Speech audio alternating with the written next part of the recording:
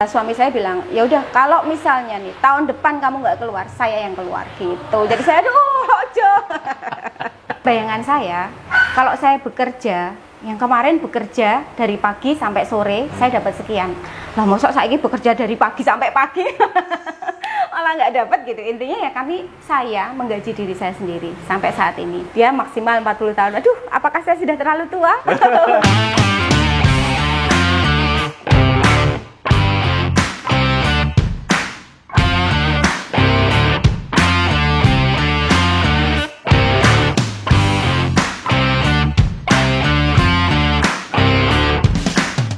Oke, saya sedang di home base-nya Bananania dengan Ibu Sofi, Bu Sofiani Mira. Ya. Di rubrik ngobrol inspirasi.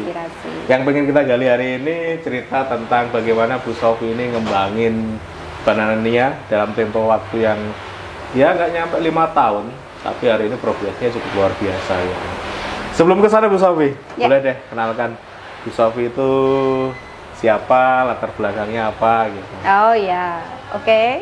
Teman-teman sekalian, perkenalkan nama saya Sofiani Mira, biasa dipanggil Sofi. Saya adalah owner dari CV Kariza Kansa Pratama, di mana kami adalah produsen makanan berbahan dasar pisang dengan brand Bananania.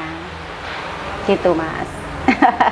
Bu Sofi ini kalau aku lihat nyun sewu ya, Ya. lebih dari paruh baya ya.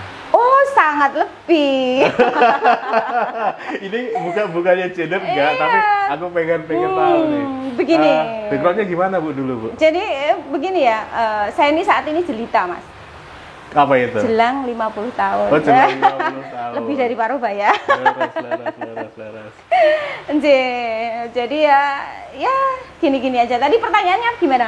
Usahakan belum lama nih, Iya. 5 tahun. Boleh dong ceritain backgroundnya dulu apa sih sebetulnya? Oh, saya ini dulu kerja di belakang meja yang benar-benar nggak ngerti tentang dunia usaha. Itu selama 25 tahun di salah satu LSM di Jogja. Jadi ya dulu nyaman-nyaman aja gitu. Saking nyamannya saya nggak terasa dari masih remaja, masih lulus sekolah terus langsung kerja. Nggak kerasa gitu sampai punya anak 3, saya baru merasa waduh ternyata saya udah lama juga ya kerja gitu. LSM apa Bu kalau boleh tahu? Maksudnya geraknya aja? Gimana? Geraknya LSM digerak Oh di bidang iya, apa? di teknologi tepat guna. Nah, kebetulan dulu LSM-nya ini punya salah satu profit oriented lah bidang usaha yang di kulit. Nah pada waktu itu saya ngurusin kulitnya itu gitu. Oh, I see. Ini setidaknya ada jalur ya? Sudah ada jalur pernah menangani bisnis di... Tapi hanya keuangan saja, di bagian keuangan. Jadi nggak ngerti dunia marketing, dunia apa nggak ngerti saya. Jadi di sini di Bananania saya betul-betul baru belajar. Belum dapat setengah tahun kena COVID. Luar biasa. Tapi kan saya merasa bahwa waduh ini kita memang harus apa ya? Harus struggle lah, harus siap menghadapi apapun. Jadi pada saat COVID ya, alhamdulillah sih Bananania tetap grow. Alhamdulillah. Dari bekerja, mutusin untuk wirausaha. Ya, apa awalnya karena dipaksa. Karena ya suami saya itu merasa kalau ibu ini udah terlalu lama bekerja, anak-anak sudah mulai besar, gimana kalau mulai keluar aja deh ngurusin rumah gitu, ngurusin anak-anak. Saya sih mikirnya gini, aduh aku terus ngapain di rumah, aku biasa pergi kerja dari pagi, saya dari jam 8 pagi sampai jam 4 sore gitu, tiba-tiba disuruh di rumah aja cuman mau antar jemput anak lah istilahnya, pasti akan sangat boring kan buat saya. Terus suami saya bilang, terus kerja di rumah aja, kerja sendiri gitu. Kerja apa? Ya apa aja lah yang kamu bisa gitu. Aduh apa ya? Saya dulu ya sempat, aduh aku mau usaha apa ya gitu. Jadi ya sempat bilang sama pimpinan, Pak saya minta izin keluar tahun depan ya seperti itu. Karena memang banyak sekali yang selama ini di sana kan karena saking lamanya, jadi urusan kantor kan juga banyak ya. Jadi tidak bisa langsung keluar kayak gitu. Gendoli ya. Karena iso lanjut terus ya. Ya, maunya ya begitu. Saya juga maunya karena ya zona nyaman, di tempat kerja juga nyaman, teman-teman sudah seperti keluarga sendiri, pimpinan juga sudah sangat baik. Jadi kenapa ya aku mesti keluar gitu. Tapi akhirnya suami saya bilang, ya udah kalau misalnya nih tahun depan kamu nggak keluar, saya yang keluar gitu. Jadi saya ojo. Suami saya kebetulan dosen, jadi saya bilang, aduh nanti kalau kamu malah ngapain di rumah, udah mendingan saya aja lah, nanti saya bisa lah mulai bikin usaha apa gitu. Sampai akhirnya ketemu dengan pisang, piye ceritanya itu? Karena saya selalu bilang sama suami saya, aku tuh pengen banget bikin usaha yang awet. Yang awet dalam arti, dulu suami saya, bos buka-buka warung kok apa? Karena kebetulan kita juga punya lahan di sini yang dimana jalannya cukup strategis. Buka-buka warung, aduh saya bilang, aduh saya nggak telaten. Karena kalau buka warung tuh pikiran saya kan masa harus selesai hari itu dan harus laku hari itu. Kalau nggak laku gimana, orang namanya gambling kan ya, namanya orang usaha. Terus suami saya bilang, wis apa wae lah pokoknya apa itu. Saya bilang, saya kayaknya pengen sesuatu yang awet, yang bisa saya kirim kemana-mana. Dulu karena sebelum memulai usaha kan kita harus selalu punya yang namanya strategi bisnis atau rencana bisnis lah. Nah, di pikiran saya pada waktu itu kalau saya punya bisnis yang awet, artinya saya bisa kirim banananya kemana-mana, dan juga yang kedua saya bisa titip, tidak langsung saya ambil gitu. Kalau titip kue harus langsung saya ambil. Nah, begitu dengan kering kan bisa besok, bisa besoknya gitu kan ya. Jadinya saya tertarik untuk di bisnis ini gitu. Terus juga yang ternyata alasan keduanya, saya itu suka sekali buah. Jadi buah itu menurut saya makanan yang sehat, dan juga saya agak kurang suka dengan keripik-keripikan yang dengan tepung. Jadi saya pikir dengan adanya keripik buah ini jauh lebih sehat gitu, gluten free juga seperti itu. Nah, pada waktu itu, di awal itu saya belum kepikiran untuk bagaimana pisang bisa dibikin bahan makanan yang lain pada waktu itu. Tapi seiring berjalannya waktu, ternyata kok bisa saya eksplor ya dari pisang ini. Justru bisa jadi bahan makanan dan bisa menjadi makanan yang dalam bentuk lain. Tidak hanya keripik saja, karena kalau saya lihat selama ini kan pisang hanya pisang goreng, hanya keripik kayak gitu ya. Nah, dan juga saya melihat kenapa juga pilihan saya jatuh ke pisang, karena Indonesia ini adalah penghasil pisang terbesar nomor 3 dunia. Jadi yang pertama itu India, yang kedua itu China, yang ketiga itu Indonesia. Bahkan di tahun 2018 itu produksi pisang di Indonesia itu mencapai 7 juta ton. Sementara di tahun 2020 mencapai 8 juta ton lebih. Nah, itu artinya saya punya pesanan banyak pun kan saya tidak akan kekurangan bahan baku. Nah, itu pikiran saya waktu itu, karena kalau misalnya dari bahan baku aja susah, gimana kita mau punya usaha yang sustain gitu ya. Misalnya katakan buah yang lain itu hanya dengan musim gitu. Taunya aduh, musimnya cuma setahun sekali lah. Nanti kalau pas nggak ada, terus banyak pesanan, apa yang harus kita lakukan? Jadi pikiran saya udah sampai ke sana juga. Seperti itu. Nastiti, cari ibu ya? Ya. Sekitar Anaknya sini karyawan. aja, yang kerja. Ya? Yang kerja sekitar sini aja. Iya, saya memang prioritaskan. Saya maunya mensejahterakan lah istilahnya. Jadi ya bermanfaat bagi kanan kiri lah ya. Iya, betul. Pengennya. Betul, pengennya dan itu. Dan semua karyawan sudah saya daftarkan ke BPJS Ketenagakerjaan. Jadi saya maunya pekerja yang bekerja di tempat kami itu tenang lah. Tenang. Dia juga punya dana pensiun, punya harapan gitu ya. Jadi dan itu juga bikin kalau mereka betah kan saya juga senang. Gitu. Lanjut ya. Oke, kita lanjut Bu. Oke. Ngomongin soal ini kan produk utamanya salah satunya keripik ya. Teman-teman bisa lihat di sini ada berbagai macam keripik varian rasa. Seperti ini ada balado, pedas, ada barbecue. Ini hijau nih. Itu garlic sauce. Garlic. Ya. Jadi agak asin gurih. Iya. Ini ada honey. Berarti manis-manis madu. Iya, madu. Tesnya. Iya, tesnya madu. Kami pakai madu asli. Terus ada lagi cheese.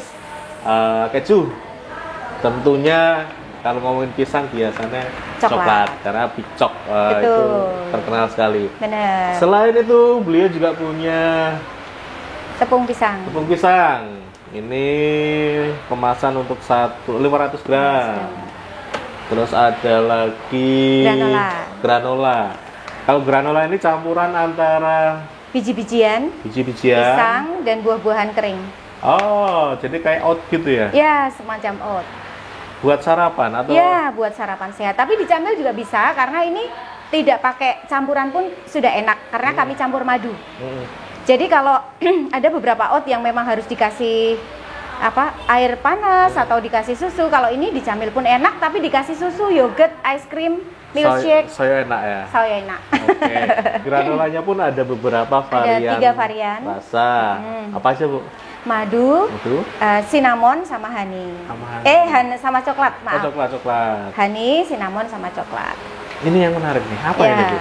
Itu adalah cookies dari tepung pisang yang kita kombinasi dengan granola. Oh. Jadi ini adalah salah satu superfood untuk energi bar. Jadi ini baik untuk pelari maupun bikers.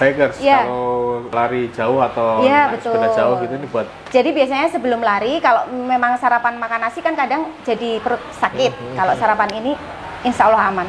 Oke. Menarik. Ngomongin soal perkeripikan kan, sebenarnya ada banyak sekali bahan yang bisa diolah. Oh iya, betul. Ada singkong, ada umbi, ada yang buah, ada kentang, yang buah lagi semacam apa itu? Lupa namanya. Ayo nanti ingat. Ada macam-macam lah. Ya, betul. Jatuhnya lagi-lagi ke pisang. Ke pisang, ya. Karena ya salah satu alasannya tadi ya pisang itu banyak banget ya. Setahu saya pisang banyak dan singkong ini sudah walaupun juga menarik, sangat menarik. Tapi saya tertarik di pisang karena merek kami juga Bananania. Oh iya. Jadi dengan membaca merek kami saja Bananania, semua orang sudah tahu bahwa ini pasti dari pisang. Gitu. Dan saya memang ingin fokus pada saat ini saya ingin fokus mengembangkan usaha itu ya fokus dulu, gak usah menga-mengo, fokus dengan pisang ini. Jadi saya karena ternyata setelah makin kesini saya bisa mengeksplor pisang dengan lebih luas. Nah ini pun terus terang dalam hampir 4 tahun usaha kami sudah punya 4 produk yang berbeda. Jadi di tahun pertama memang keripik pisang, di tahun kedua tahun 2020 itu saya bikin granola pisang, tahun 2021 saya bikin tepung pisang. Pada saat itu tepung pisang kami belum terlalu banyak dilirik, Mas. Soalnya orang kadang bertanya ya, tepung pisang buat apa sih? Boleh nggak buat bikin pisang goreng? Pertanyaan yang paling sering saya dapat. Saya bilang, aduh tidak bisa. Karena tepung pisang ini kecenderungannya pada saat dipanaskan, itu dia akan berwarna coklat. Jadi kalau dipakai untuk menggoreng pisang, kesannya pisangnya akan gosong. Padahal itu sebetulnya memang dari buah pisang sendiri dia akan mengandung coklat apa ya itu namanya. Jadi sehingga kalau coba katakan kita pisang dikupas, ditaruh aja, pasti dia akan coklat nantinya. Nah seperti itu juga. Jadi tepung pisang ini bisa digunakan untuk beberapa bahan macam cookies, bahan kue, dan juga bisa untuk MPASI untuk makanan pendamping ASI. Ini kan memang sangat-sangat baik untuk tanpa campuran apapun. Langsung. Kami sih memang tidak pakai campuran apapun, tapi ini ke depan kami akan lagi kerjasama dengan salah satu universitas untuk bagaimana nanti membuat MPASI ini tepat untuk bayi. Gitu. Jadi 2019 saya pertama kali ketemu dengan jenengan. Betul. Nah waktu itu belum ramai ini produknya, baru bikin keripik. Itu pun varian rasanya juga masih terbatas. Iya, masih sangat terbatas dan dulu masih pakai stiker. Cuma yang bagi saya itu menarik adalah namanya. Waktu itu sudah ngangkat Bananania. Menurut saya nama ini secara nama aja dia simple tapi punya karakter yang kuat gitu. Dan optimis dengan nama itu sebetulnya bisnisnya beliau waktu itu 2019 pasti suatu ketika growth-nya akan lebih cepat gitu. Terbukti hari ini juga kelihatan banget dari tahun itu ke perbedaannya dengan tahun ini. Kok tahu Bu ketemu dengan nama itu Bu? Gimana ceritanya Bu? Ini simple tapi nggak banyak orang juga. Iya. Ya dulu awalnya sih saya juga agak takut ya dengan nama yang sederhana. Kan karena banana ya, itu karena base-nya kan memang banana. Ya bagaimana supaya orang, begitu orang ngerti, orang baca, wah ini pasti kau gedang ini. Pasti ini dari pisang. Itu kan akan sangat buat branding itu susah loh. Maksudnya membranding orang bagaimana kalau ingat banananya, ingat pisang. Itu kan, nah makanya dengan dari nama saja itu membuat orang sudah langsung ingat. Nah itu adalah tujuan kami. Tapi sebetulnya saya juga agak takut pada waktu pertama kali. Aduh ini bisa lolos haki nggak ya gitu. Karena kan bananania so simple. Banana Nia sangat simple. Jadi jangan-jangan sudah ada yang pakai gitu. Ternyata alhamdulillah belum ada yang pakai. Berarti walaupun simple tapi ternyata belum banyak yang pakai gitu. Ya alhamdulillah lah dengan nama Bananania ini bisa membuat orang ingat produk kami dan bisa ya membranding produk itu sendiri. Kadang yang simple itu justru sulit untuk keluar. Iya, gitu ya. Iya, kadang mencari nama itu pikiran kita sudah terlalu sampai mana-mana loh. Padahal ada hal di sekitar kita yang justru itu lebih kuat, ya? Lebih sederhana. Betul. Berapa lama? Saya pengen gali nih. Berapa lama dapat nama ini, Bu? Berapa lama ya? Nggak inget lah. Nggak inget? Nggak. Ya, saya tuh sampai sekarang juga masih gini. Kadang-kadang saya mau bikin usaha lain lagi. Kadang-kadang kan kepikiran seperti itu. Mau bikin nama apa ya? Ya itu kadang ya susah loh. Nggak bisa nemu dengan ini ya. Makanya saya bilang nyari nama itu gampang-gampang susah ya. Kadang kita nyari nama sampai mana-mana jebul ada loh di sekitar kita. Ini kayak pisang ini kan. Pisang itu ya banana gitu kan. Tambahi Nia sudah jadi merek yang cakep. Betul. Gitu. Tapi kalau hanya banana itu tidak bisa, tidak boleh. Makanya kalau banana apa gitu nggak disambung juga nggak boleh. Iya, jadi harus kalau disambung itu jadi tidak mengingatkan kita sama nama suatu jenis produk, tapi sudah langsung ke mereknya. Oke. Itu. Bu, hari ini dengan varian rasa yang banyak ini, dengan varian produk yang banyak ini, bisa ditemukan di mana produk ini? Alhamdulillah kami sudah ada di hampir 400 outlet, baik di Jogja maupun Jawa Tengah. Jadi untuk di Jogja sendiri sudah di hampir semua ya, jadi di toko oleh-oleh sepanjang Malioboro, Kraton, sampai ke Jalan Parangtritis kami ada, sampai ke Jalan Solo, sampai ke Wates, dan juga untuk di toko-toko kami ada di, boleh sebut merek? Boleh. Indomaret, Alfamart, Alfamidi, di Pamela, Mirota, di DM, di Purnama, di Melia, di total dan 400 itu? Sekitar itu. Kami juga sudah mulai ada di restoran-restoran. Sudah mulai ada di outlet, semua outlet Bakpiaku, di semua outlet Oma Opa, di Larizo, semua outlet Larizo, ada juga di restoran-restoran sehat macam Makmak, El Primo, juga di kafe-kafe macam Kaluna, Kebon Dalem yang Tugu. Kami juga ada di Transmart untuk 6 kota. Jadi sudah ada di Jogja, Pekalongan, Tegal, Solo, Magelang, Semarang. Jadi 6 kota itu. Bu, ini produk dengan berbagai macam varian rasa sudah di sekitar 400 toko di beberapa daerah di Jawa. Mungkin beberapa di Sumatera mungkin ada. Di Sumatera ada. Tapi kalau di Sumatera kami ada agen di Riau. Terus kami juga ada agen di Bali. Ada juga agen di Jakarta. Tapi lebih banyak reseller sih. Reseller tuh hampir menyebar ke seluruh Indonesia. Bahkan katanya ekspor juga. Ekspor, alhamdulillah. Alhamdulillah. Ini deh yang deket deh. Produk berada di toko. Itu kan biasanya cash tempo ataupun konsinyasi. Ya. Kami tergantung dengan tokonya. Ada yang cash, ada yang cash tempo, ada yang konsinyasi. Jadi tergantung. Jadi ada tiga jenis yang ditempatkan. Rata-rata masuk pertama kali kalau nggak salah kebanyakannya di konsinyasi. Iya, betul. Awal-awal Bu, nggak berat Bu untuk nembus banyak toko dengan pola-pola seperti itu. Dulu awalnya memang bayangan saya juga, waduh aku mampu ya, karena ya alhamdulillah sampai saat ini kita tidak punya pinjaman. Jadi mampu nggak ya kalau dengan sekian banyak toko? Tapi ternyata dengan sekian banyak toko itu malah justru cash flow kita bisa jalan terus. Ini kan kami punya sales kan setiap pagi keliling ya. dari toko A ngambil tagihan sama store yang baru ke toko B ngambil tagihan, itu muter terus tiap hari. Jadi selalu ada cash flow yang bisa kita pakai gitu. Jadi sebetulnya tidak terlalu berat, tidak seperti bayangan kita kalau wah banyak piutang di mana-mana terus mungkin kok duitnya entek orang kayak gitu. Enggak sih, karena kan itu nanti yang sana setor, nanti yang sana bisa diambil duitnya. Kayak gitu terus, muter terus. Nah itu ketakutan banyak pelaku usaha, Iya, betul. teman-teman kita lah. Betul. Ketakutan banyak teman-teman kita itu Iya. kalau modal nitip dengan pola-pola seperti itu, loh mas butuhnya modal Iya, gede banget. banyak. Bener.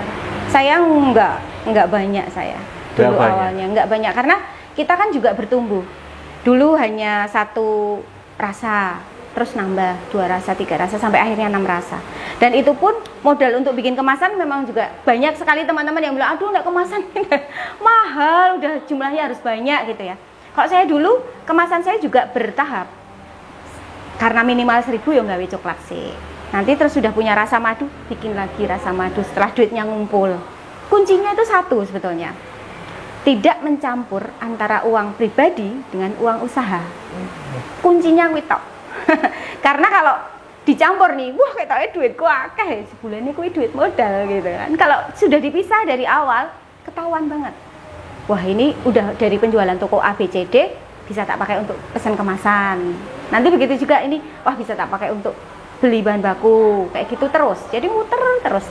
Lama-lama memang besar. Dulu modal saya sih sangat-sangat amat kecil. Tapi terus alhamdulillah dengan seiring berjalannya waktu ya, karena kita cukup tertib dalam hal keuangan. Jadi ya growth-nya kelihatan. Terus kata mereka juga nih Bu, mungkin kalau ada yang lihat, wah Bu Sofi kan enak, pernah bekerja, setidaknya beli cekelan, terus suami masih bekerja, mungkin ya beberapa mungkin akan melihat seperti itu. Dengan memisahkan itu kan ya bisa dipisah karena basic ada yang lain lah, mungkin menurut beberapa orang seperti itu. Tapi jujur aja aku pengen jenengan jujur deh, hasil dari waktu itu belum sekarang. Kalau sekarang pastinya lebih dong. Waktu itu gitu ya, dengan memisahkan seperti itu, jenengan gaji gak diri sendiri? Oh, dari awal saya menggaji diri sendiri. Gaji, ya. Karena bayangan saya, kalau saya bekerja, yang kemarin bekerja dari pagi sampai sore, saya dapat sekian. Lah mosok saiki bekerja dari pagi sampai pagi, malah nggak dapat gitu. Intinya ya saya menggaji diri saya sendiri sampai saat ini. Saya tidak muluk-muluk ya, dalam arti nek misalnya tahun-tahun pertama ya gajinya juga gede-gede lah, tahun kedua ya sudah mulai kelihatan ya boleh lah lebih gede gitulah. Jadi intinya saya tetap menggaji diri sendiri biar semangat juga Mas. Nanti kalau nggak menggaji diri sendiri, wah aku kok kesel rantai apa-apa ya. Dan juga karyawan, saya juga dulu karyawan saya baru 1 pertama kali, terus nambah. Nah seperti itu kan juga. Jadi saya juga mau mereka dapat gaji yang layak. Demikian juga saya juga harus layak menggaji diri saya sendiri. Gitu. Yes, jadi benar, salah satu kunci ketika bisnis itu mau tumbuh, ya mau nggak mau harus dipisah. Uang itu harus dipisah. Dan untuk memisah itu mau nggak mau kita harus punya plot untuk pendapatan kita. Ya. Besar atau tidak itu relatif. Tetapi setidaknya mulai dengan pola-pola kita dikasih haknya kita bekerja di tempat kita sendiri. Betul. Meskipun itu sebenarnya usaha kita Bu ya. Iya. Kita rampok semuanya pun ya tetap usaha kita kan.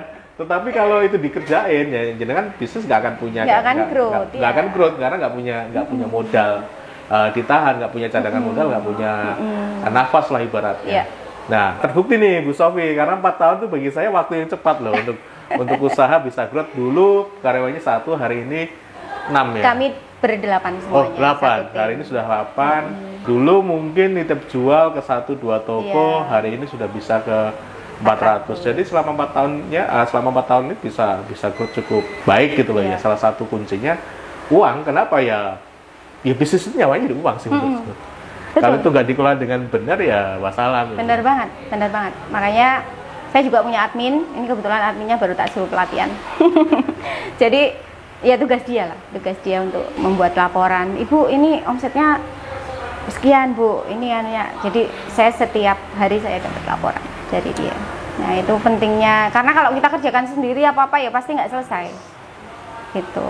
Betul, kita hanya punya satu kepala, dua tangan, iya. sama dua kaki. Sedangkan kita harus kemana-mana kan nggak mungkin. Jadi Betul. harus berbagi pekerjaan. Itu tahap berikutnya. Iya. Uangnya beres, pekerjaan pastinya harus dibagi. Iya, betul. Kalau kita nggak bisa membagi pekerjaan, ya artinya kita egois gitu. Nggak akan mungkin selesai semuanya dan bisnis sulit tumbuh. Betul. Dan juga kami diproduksi nih, Ah. sekarang ngomongin produksi nih. Kalau diproduksi itu kan saya sekarang ini sangat jarang bisa stay di produksi, itu sangat jarang karena kan apa ya? Saya merasa bahwa kalau saya terus diproduksi dari dulu sih, dari awal saya bekerja, saya harus punya tim. Karena kalau saya ngendon aja di produksi, jamnya ini cepet banget. Jamnya akan terasa cepat sekali. Dari pagi sampai sore, waduh, neng produksi tak aku mau apa-apa. Nah, itu saya hindari. Jadi dulu kalau ada karyawan baru gitu, nanti saya yang training. Saya yang training sampai dia bisa baru tak lepas. Demikian juga sekarang saya sudah memiliki kepala produksi. Jadi nanti yang bertugas mentraining karyawan baru ya kepala produksi itu. Jadi saya sudah sedikit lepas dari ini, tapi harus dengan resep saya. Jadi saya punya resep yang memang saya tempel, yang semuanya tahu. Kadang-kadang kalau ada teman kesini, kok resep kok kamu tempel sih? Gitu. Apa nggak takut tuh kalau karyawan nanti terus keluar terus bikin hal yang sama? Buat saya, rezeki itu sudah tertakar, tidak akan tertukar. Jadi kalau misalnya mau bikin yang sama ya nggak apa-apa, silahkan gitu. Karena kan kadang-kadang ya orang bisa bikin, belum tentu bisa jual, seperti itu ya. Ya namanya aja rezeki sudah tertakar, tidak. Yes, nggak perlu takut ya. Nggak perlu. Sama-sama bisnisnya belum tentu penjualannya sama. Iya, jadi kadang-kadang ada teman UMKM yang begini, aduh, aku harus pegang produksi karena ini rahasia dapur, ini kunci resep usahaku kayak gitu. Nah, terus kalau kayak gitu terus nanti gimana? Kita harus ikut di situ terus. Nanti, aduh, akan sangat repot kalau buat saya. Waktunya habis yang pasti. Waktunya habis, tidak bisa memikirkan hal lain. Kalau seperti ini kan kami sudah, kalau saya sendiri ya, produksi sudah ada yang ngurus, keuangan, administrasi sudah ada yang ngurus, sales sudah ada yang ngurus. Nah, saya ngapain gitu kan? Saya harus berpikir bagaimana setiap hari harus ada order, satu. Yang kedua, bagaimana saya bisa membranding produk saya ini biar lebih growth. Terus yang ketiga, salah satu jalan ninja saya untuk branding saya bisa terus itu adalah dengan mengikuti kompetisi-kompetisi yang ada di baik di dalam Jogja maupun di nasional gitu. Jalan ninja untuk mengembangkan nama. Ya, mengembangkan nama. Iya, betul. Karena ya sedikit banyak kalau misalnya katakan ada kompetisi nih ya, pesertanya banyak nih, ribuan. Terus yang masuk cuma 10 orang gitu. 10 orang sebagai finalis. Pasti yang 2000 sekian tadi kan pasti akan, wah, saya menang siapa yuk? Yang menang siapa? Yang masuk siapa? Pasti akan kepo. Nah, demikian juga saya, aduh, 10 finalis yang lain apa sih misalnya? Kayak gitu kan. Jadi di situ kan membuat nama kita makin dikenal. Maunya saya seperti itu, Mas. Oh, mudah-mudahan tepat. Ya, ada logik juga sih. Ya, bisa ya, dilogik. ya, Apalagi ya. kalau kompetisinya adalah kompetisi yang memang disiarkan luas ya. Betul, ada beberapa kan betul. kayak DSC, Ya, terus ya, ya. ada beberapa lah, saya lupa nama-nama kompetisinya. Ya, ya. Itu kan benar-benar disebarkan ke Betul. media televisi, bisa dijangkau banyak orang. Ya, ibaratnya dipromosikan dengan Iya, betul. gratis kan. Betul, betul. Setidaknya masyarakat lebih tahu Iya. produk kita. Cuman yang kadang-kadang saya agak sedih itu ya karena saya terlambat membuat usaha nih. Di 45 tahun saya baru mulai. Jadi banyak sekali kompetisi yang tidak bisa saya ikuti karena usia. Contohnya DSC. Dia maksimal 40 tahun. Aduh, apakah saya sudah terlalu tua untuk memulai usaha? Untuk ikut kompetisi saya masih berani loh dengan yang muda-muda. Tapi karena mereka mensyaratkan aja. Mereka Bu, ya. iya betul. Ya pasti mereka punya alasan tersendiri. Oke, kita balik lagi ke bab toko tadi, Bu. Siap. Dengan 500 toko tadi. 400. 400-an Iya. ya. Kadang teman-teman itu kesusahan untuk menjangkau toko-toko itu. Iya. Apa yang awal-awal jenengan kerjakan untuk bisa dapat 1, 2, 3 sampai akhirnya 400 hari ini? Ya, kalau saya dari dulu yang paling saya saya sasar nomor 1 itu adalah toko berjejaring. Toko berjejaring. Toko berjejaring. Nomor 1 dulu yang saya datengin pertama kali itu adalah Pamela. Kenapa Pamela? Karena begitu saya masuk ke 1, saya dapat 8. Pamela itu kan ada 9 toko, yang 5 toko bangunan. Jadi kita nggak bisa masuk ke situ ya. Jadi ada 8 toko yang bisa kita masukin. Begitu Ibu Pamela oke, masuk ya Mbak ke Pamela 1, 2, dan seterusnya gitu. Itu pertama kali. Terus saya juga masuk ke ya hampir seperti itulah. Misalnya katakan masuk ke DM atau ke mana Mirota. Mirota sih nggak terlalu ya, karena Mirota tuh walaupun banyak berjejaring tapi dia manajemennya sendiri-sendiri. Tapi pasti ditanyakan sudah masuk Mirota mana saja, gitu. Jadi sudah masuk Mirota 1 udah tak pegang nih. Saya masuk ke Mirota 1-nya pasti ditanya udah masuk ke Mirota mana saja. Oh ke sini. Tapi saya juga masuk ke sini loh gitu. Oke gitu. Akhirnya bisa diterima. Terus ke Progo. Saya masuk ke Progo 1, nanti bisa masuk ke 2 Progo yang lain. Gitu. Ke toko oleh-oleh. Jadi banyak sekali toko oleh-oleh yang pemiliknya 1 tapi dia punya banyak cabang. Nah, begitu saya masuk ke salah satu, nanti Mas yang sana bilang sama sales saya, Mas yang sana diisi ya. Oke. Dulu awal-awal pada waktu saya belum punya sales, itu ya saya sendiri yang jalan. Saya dodoki pintu satu-satu. Saya ditolak sering. Biasa, orang-orang Mbak udah terlalu banyak. Oh, keripik pisang banyak, sudah saingannya. Kayak gitu-gitulah. Jadi ya saya biasa terus, Bu, kan keripik pisangnya beda. Yang itu kan pakai plastik, yang ini kan saya enggak gitu ya. Pokoknya bagaimana caranya supaya saya merayu si ibu itu untuk produk ini bisa tampil. Bu, kan ini juga nggak beli. Ini kan titip jual gitu.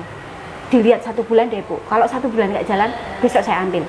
Ya 1 bulan ya gitu. Ya setelah 1 bulan, ternyata belum sampai 1 bulan dari repeat order. Nah, banyak yang kayak gitu. Jadi ya intinya dulu sasaran saya pertama adalah berjejaring. Tapi begitu sekarang sudah banyak, ini malah kadang-kadang bukannya saya yang mencari, tapi justru kita yang ditawarin. Contohnya kayak Transmart itu, kita ditawarin. Ada beberapa toko-toko yang memang kita juga ditawarin gitu. Dulu memang saya sendiri yang keliling, tapi terus lama-lama, misalnya katakan pagi saya mulai keliling ke kota ya, dulu yang paling banyak kota. Terus jam 10 nih, saya harus jemput anak saya yang TK, yang kecil, bukan yang TK, udah SD kali dia. Anak saya yang paling kecil, jam 10. Oke, nanti saya balik lagi ke kota. Jam 1, jemput anak saya yang kedua. Waduh, anak saya itu 3, Mas. Jadi ya, aduh, kok lama-lama ini saya pikir, lama-lama saya tua di jalan nih kalau kayak gini.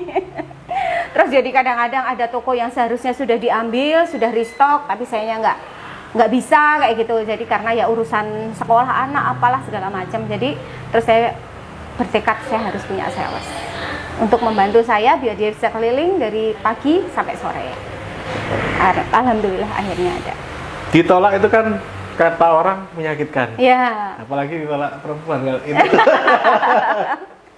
Orang di balik kamera yang ini ya. Nggak ditolak ketika menawarkan kadang nggak banyak orang yang benar-benar punya mental untuk mau balik lagi. Betul. Tipsnya Bu? Saya balik lagi. Saya kalau misalnya nggak ada raknya gitu kan, saya bulan depannya saya ke sana lagi, saya lihat raknya udah nambah belum ya. Ada lokasi perlebaran nggak ya? Kalau ada saya balik lagi. Ini udah ada rak loh Bu, gimana kalau saya titip jual di sini? Oh ya gitu. Akhirnya boleh gitu. Terus kadang ada juga yang toko oleh-oleh nih, ada 1 toko oleh-oleh. Saya 2 kali balik, 2 kali ditolak. Saya bilang sama sales saya, Mas, aku tuh ditolak di sana itu 2 kali loh. Sekarang coba deh kamu ke sana gitu. Siapa tahu berbeda. Diterima kok piye.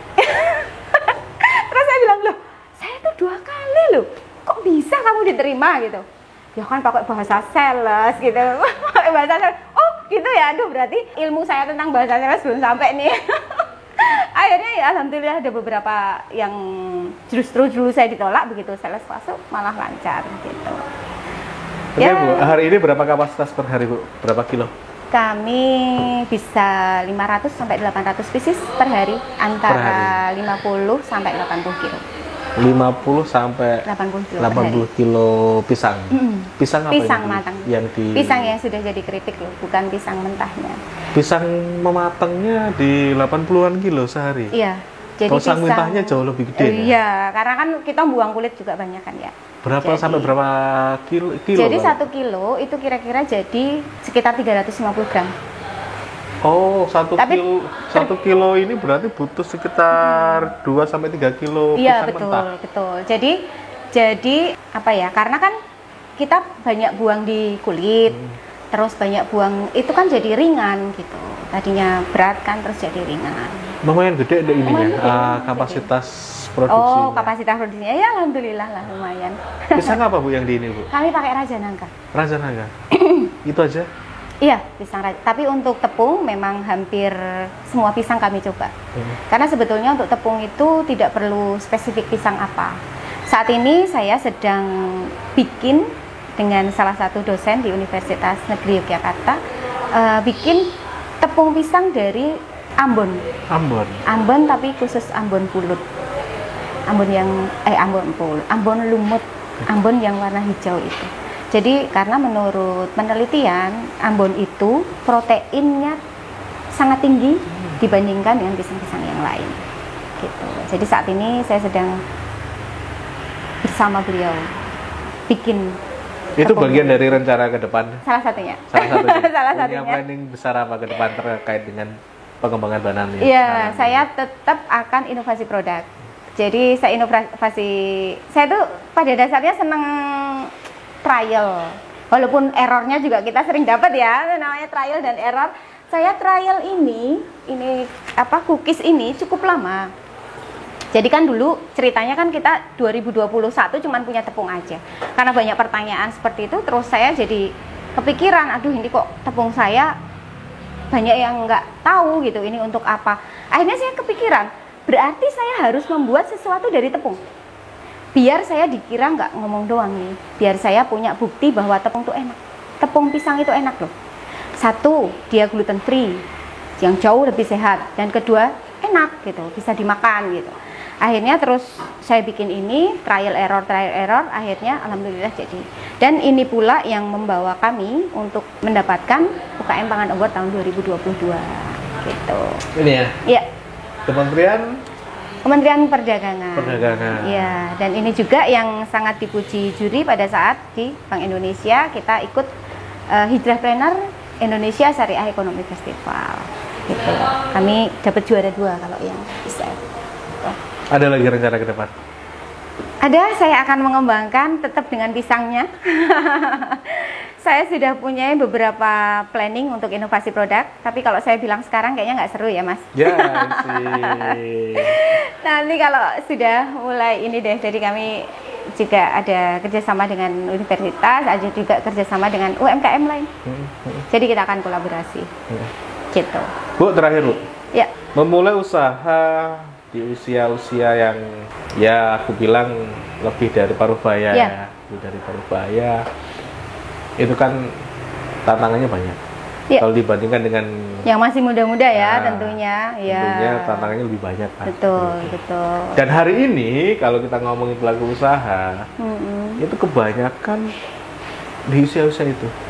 Iya. 40, 45, Betul. 50. Bahkan tak jarang yang di usia-usia itu baru pertama kali Buka terjun usaha. di situ. Betul.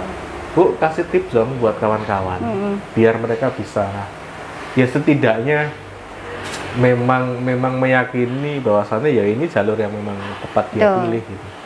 Apa sih tipsnya dari seorang Bu Sofi pemilik Banana Mia 4 tahun growth-nya cukup luar biasa ini. Mas Imam tahu nggak? Ada pepatah mengatakan bahwa life begin at 40. Berarti di usia 40 tahun itu baru lahir. Jadi disitulah sebetulnya kesempatan lah untuk teman-teman yang paruh baya untuk bisa mempunyai usaha pada usia ini. Kalau saya sih begini ya. Kalau saya, karena kebetulan dulu saya juga bekerja, terus baru memulai usaha di sini tuh ya memang, kalau saya pribadi bilang saya itu terlambat. Kenapa nggak dari dulu-dulu? Kadang-kadang saya berpikir seperti itu. Kenapa ya aku buka usaha nggak dari dulu-dulu gitu? Tapi kan ya, apa yang sudah terjadi ya sudahlah, tidak bisa kita balik ya. Jadi intinya, dengan memulai usaha di usia ini, itu memungkinkan anak-anak saya untuk juga bisa belajar usaha. Kalau mungkin saya dulu-dulu anak saya masih ini, ya mungkin nggak apa-apa. Tapi kalau dengan sekarang kita mulai, kadang-kadang kendalanya orang-orang yang semacam saya, seusia saya itu adalah gaptek. Gue nggak bisa ini, nggak bisa itu lah, kan anak kita sudah mulai grow, sudah mulai bisa membantu. Jadi jangan ketakutan lah usia-usia ya yang seperti ini. Kalau saya sendiri sih pada dasarnya saya pribadi ini senang belajar. Saya senang belajar, saya suka sesuatu hal yang baru, saya suka mencoba, dan saya suka tantangan. Mungkin banyak juga ya teman-teman UMKM yang seperti itu. Gak usah berkecil hati. Lah bikin effort wis. Nek aku tak anu kuwi Mas. Jadi jangan takutlah dengan anak-anak muda. Anak-anak muda sekarang tak akui luar biasa hebat. Bahkan di usia 26 tahun pun penghasilannya sudah sangat luar biasa dari usahanya ya.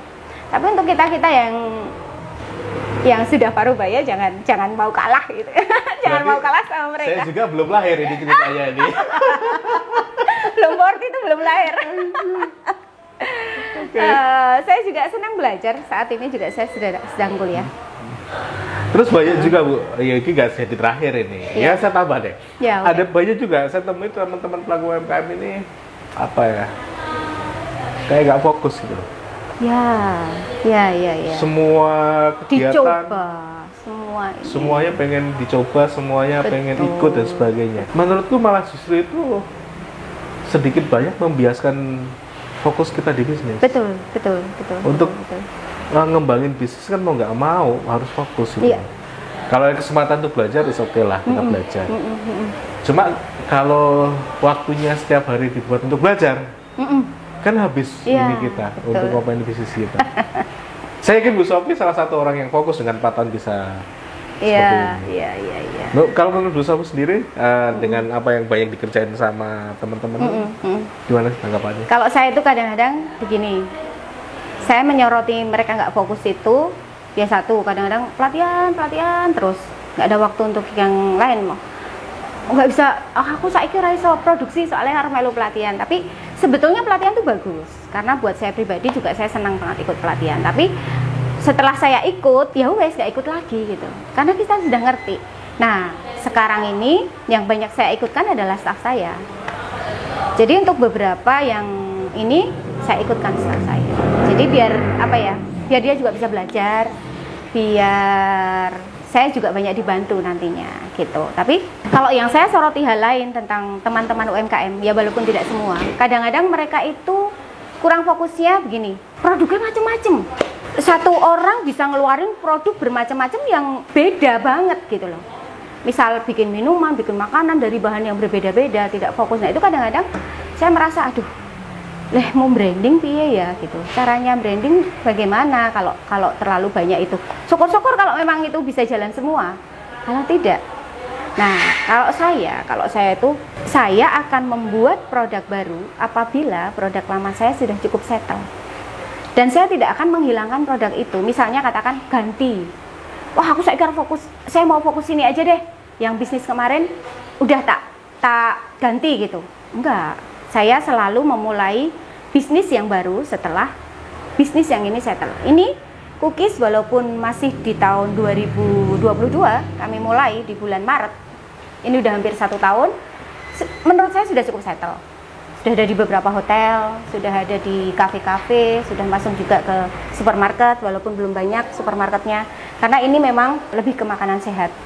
Ya, jadi saya merasa ini sudah cukup settle, maka tahun 2023 ini saatnya saya untuk berinovasi lagi, untuk mengembangkan produk lagi. Tetap dari pisang.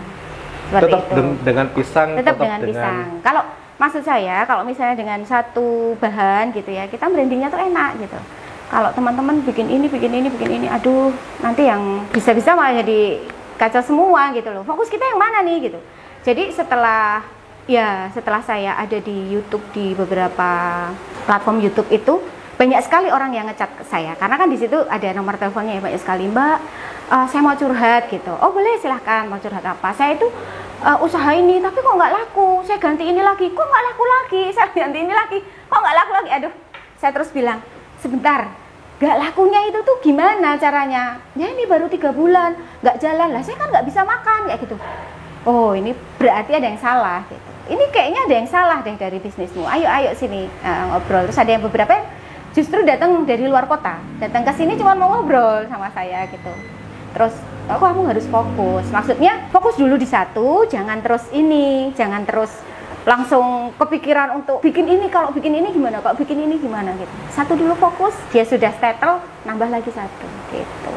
Kalau tips menurut saya Bu Sofi, itu fokus itu di angka berapa waktu? Karena kadang kalau sudah 3 bulan, 4 bulan, 6 bulan, setahun, kok itu nggak ada hasilnya ya?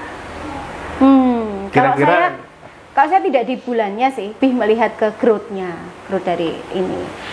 Contohnya, kalau saya itu kadang-kadang begini, misalnya ya, nggak semua toko, nggak semua, ini contoh kecil aja, nggak semua toko itu laku. Kalau misalnya di dalam satu toko, kita coba maksimal 3 bulan, nggak laku, ambil. Tokonya ditutup. Maksudnya bukan tokonya ditutup. Salah ya, bukan tokonya ditutup, tapi kami berarti di situ kami tidak cocok. Saya selalu bilang sama sales, Mas, maksimal 3 bulan. Kita lihat maksimal 3 bulan. 3 bulan kira-kira nggak growth, nggak penjualannya nggak semakin ini, ya sudah ditutup aja. Masih banyak tempat yang lain, kayak gitu. Jadi begitu juga dengan usaha kita. Kalau misalnya kok kira-kira 3 bulan nggak, padahal kita udah usaha maksimal loh ini. Kita udah usaha maksimal, udah harganya juga udah ini, tokonya juga sudah cukup bagus, tapi kok nggak jalan, berarti bukan di situ. Gitu. Dan juga yang paling penting yang harus mungkin teman-teman lakukan semuanya itu adalah inovasi. Jadi janganlah kita cuman ini ya, cuman apa, terpaku di produk yang itu aja tanpa kita pernah berinovasi. Dulu selalu ditanyain sama orang, kenapa saya harus memilih Bananania dibandingkan keripik pisang sebelah? Gitu. Kenapa? Nah di situ tuh jadi pertanyaan saya gitu, jadi pemicu buat saya buat, oh ya kenapa ya? Lah kan sama aja ya, di situ coklat, di sini juga coklat. Apa nih yang harus membuat orang memilih produk kita daripada produk orang lain? Nah itu yang harus dipikirkan. Jadi itu yang harus dipikirkan. Ya mungkin satu dengan kemasan, mungkin dengan varian rasa, mungkin dengan perizinan misal katakan. Penting banget buat kita untuk menggali value. Kalau kita sendiri nggak ngerti value produk kita, lagi mana kita mau jualan, gitu. Ya, sepakat sekali saya. Karena ngomongin pisang tentu juga banyak sekali yang bergerak di bidang ini. Iya, betul. Bahkan di Jogja itu ada satu brand juga kan yang cukup banyak Jogja sih. atau Bandung ya, saya lupa. Bandung. Oh, Bandung. Ya. Nah, ya mau nggak mau inovasi punya core value yang mau ditawarkan. Betul. Jarang-jarang loh. Aku baru lihat nih. Nah, produknya teman-teman UKM yang menyertakan kandungan gizi. Iya. Jarang-jarang loh. Ini Bu Sofi sudah. Iya. Terus halal. Ini kami juga sedang proses untuk SFDA, Mas Imam. Saudi Food and Drug Authority. Oh, mau ekspor ke sana? Insya Allah. Insya Allah. Oke, Bu Sofi, Iya. terima kasih sekali. Panjang lebar kita ngobrol. Panjang lebar. Semoga obrolan kita ini bisa bermanfaat bagi kawan-kawan yang sedang mencoba mengembangkan usahanya. Karena sekali lagi misi kami cuma itu, pengen lebih banyak lagi orang bisa belajar dari orang-orang yang memang menurut kami yang kita anggap ya sudah bisa ngasih inspirasi. Termasuk Bu Sofi salah satunya, kita doakan bisnisnya beliau juga semakin tumbuh gitu ya. Amin, amin. Jika pengen kontak Bu Sofi atau sekedar ngulik produknya, nanti kita taruh di kolom deskripsi. Kita ketemu lagi di video berikutnya, masih di ngopi ngobrol inspirasi.